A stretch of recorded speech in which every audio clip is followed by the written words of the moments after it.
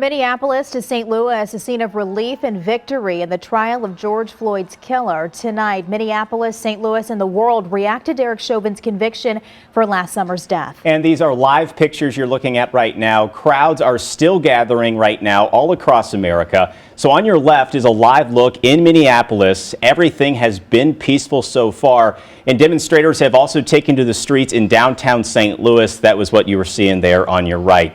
And it has been quite a historic return in that trial today. The jury deliberated for 10 hours before returning a unanimous decision, guilty on all charges.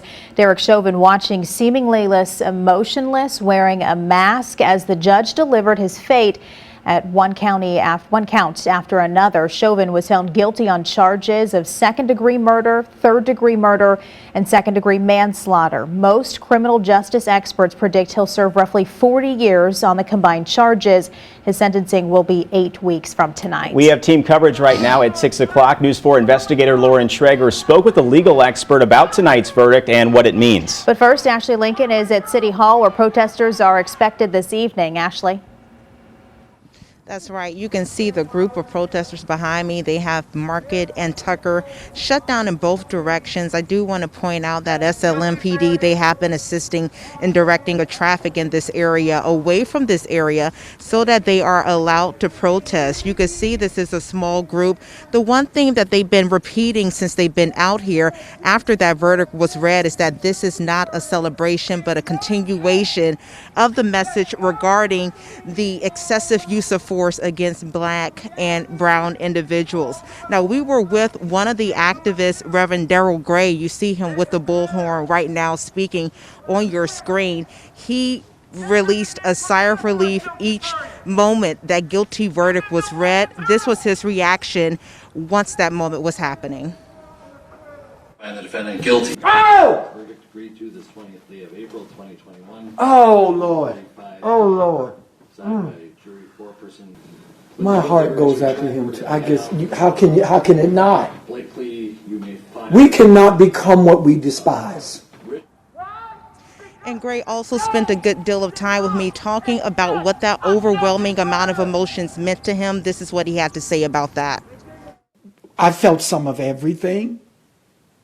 I felt relief, and I felt a bit of joy that justice was served. And then I looked on the TV. I had my head down. I just wanted to hear it. I wanted to hear the words. And then I looked up and I saw another human life that has been destroyed. And I think that that's what people don't understand from all of this, is how racism and injustice affects all of us, directly or indirectly. How injustice seeps into our culture and our history and our tradition, our way of life. And it affects all of us, black and brown, haves and have-nots, white and red. And that's what people don't get. And until it begins to affect everybody, then nothing changes. Very strong words from Reverend Gray, just to point out that he was instrumental in those summer protests after George Floyd's death here in St. Louis, where we had thousands of people marching here in the streets of St. Louis. We don't know how long they're going to be out here this evening, but we're going to follow them. We don't know if they're going to move from this location or go to another location, but we're going to stay out here and bring you updates as we get them. For now, in downtown, Ashley Lincoln, News 4. Ashley, thank you. These images just into our newsroom showing the Congressional Black Caucus reacting to the guilty verdict late this afternoon. Here you see Missouri Congresswoman Cori Bush and Congresswoman Ayanna Pressley walking with their arms around each other, hugging there at the U.S. Capitol following the announcement. Congresswoman Bush released a statement just a short time ago saying in part, quote, "Listening to the verdict today, I wanted to be overjoyed, but the truth is we should not have to wait with bated breath to find out whether accountability will be served. She goes on to say, together we will continue working on an ambitious set of policy proposals to transform public safety and to ensure communities like St. Louis no longer live under the constant threat of police violence. News 4 investigator Lauren Traeger has been gathering reaction from local legal experts, and she joins us live in the control room. Lauren, what are some of the main takeaways there? Yeah, certainly a trial that so many people covered very closely. The legal experts I've talked to say this was a case, as so many people have said, that really hinged on that video, but also the immense and compelling witness testimony, including from police officials and longtime officers who condemned Chauvin's actions. But just like any other trial, the jurors had to go through each individual element of each charged crime. And so one expert we talked to tonight said he was actually a little surprised the jury didn't need to ask a single question or even need to longer deliberate.